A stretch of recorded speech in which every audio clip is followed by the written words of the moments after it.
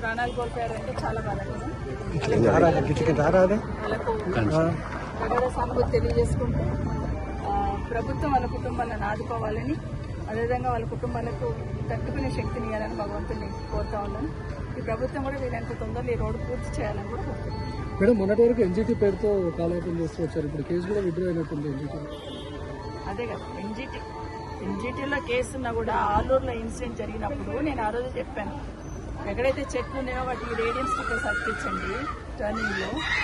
ఎక్కడైతే road narrow shoulders అంతా కూడా గ్రావెల్ పోసి సెట్ చేయండి అని కొంతవరకు చేసుకోవచ్చు. ఆ తర్వాత కొన్ని పెట్టిన ఇక్కడ కూడా గ్రావెల్ సెట్ చేసుకోవచ్చు. ఆ తర్వాత మొత్తం గ్రావెల్ కూడా పోయాలి. అసలు యాక్సిడెంట్ స్పాట్ ఎక్కడ మిర్జగూడ నుండి ఆలూరు వరకు ఉన్న స్పాటే యాక్సిడెంట్ స్పాట్. అక్కడనే టర్నింగ్ ఉంటుంది, అక్కడనే వెహికల్స్ తడబడుతుంది. ఆ స్పాట్ చేయాలి. ఆ స్పాట్ షోల్డర్ చేయకుండా కాంట్రాక్టర్ చెప్తే చేసేవాళ్ళు, చేయకుండా ఎంతసేపు